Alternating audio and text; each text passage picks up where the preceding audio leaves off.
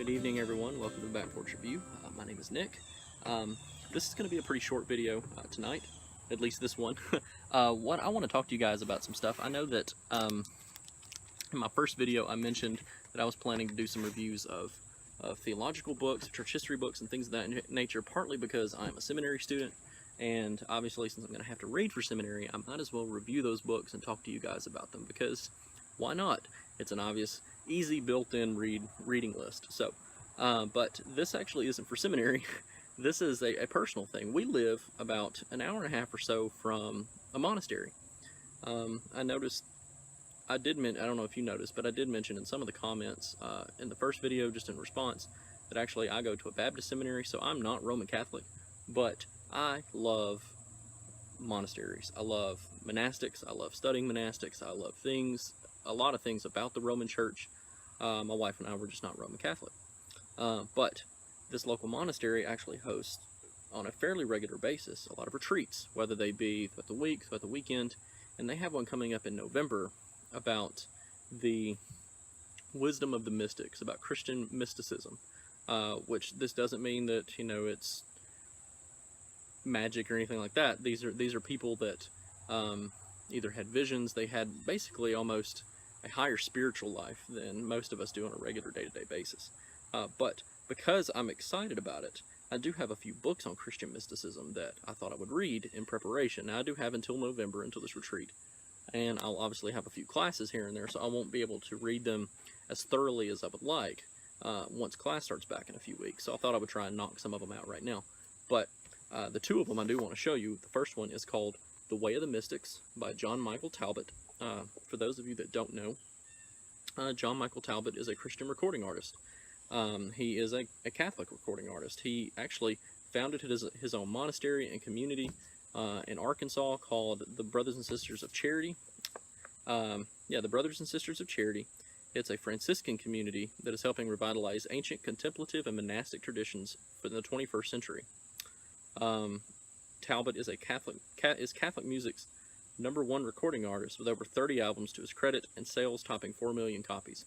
The church that I was a part of in college used a lot of his songs, especially stuff from the album Come to the Table, which there's a few songs in there really intentionally about the Eucharist or the Lord's Supper or communion, or however you want to pronounce it. But I really enjoy some of his musical works, and I found this book because I'm interested in Christian mysticism, and thought it would be great because it's short. It's 13 chapters. Each chapter follows one particular mystic, and just kind of gives a brief biography of their life and their beliefs, and really how they, like, lessons that we can learn from them. But to give you an idea of what mysticism is, or Christian mystics, Talbot actually writes a definition in here in the introduction, and he says, "A mystic is an ordinary person blessed by an extraordinary experience of God that transforms life in amazing ways. A mystic is someone who believes there are realities to life that are beyond what can be perceived by our rational minds or described in words. Further, a mystic not only believes this in the abstract, but also desires to practice it in the concrete, allowing these deeper realities to permeate his or her life."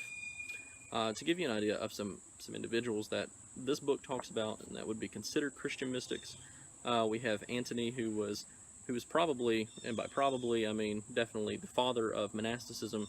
In the 200s, he went out into the desert in Egypt, and he's the founder of the Desert Fathers. These are men and women, well, the men and the fathers, but women eventually followed as well, that went out into the desert to live a life of solitude and of prayer and of fasting, and these were the first monks.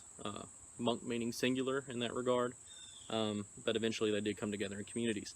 But in this book, he talks about Antony, Bernard of Clairvaux, Hildegard, Francis of Assisi, St. Francis. So the current Pope, Pope Francis, took his name from Francis of Assisi.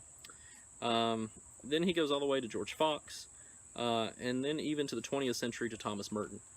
Thomas Merton is probably by far one of my most favorite Catholic writers.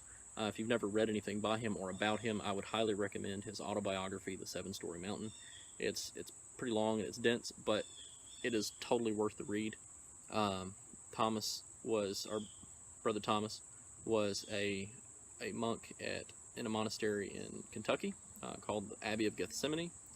And I did get the chance to visit that a few years ago, and it's a beautiful location, a beautiful place, and very quiet and peaceful. And if you ever get a chance to go, I would highly recommend it.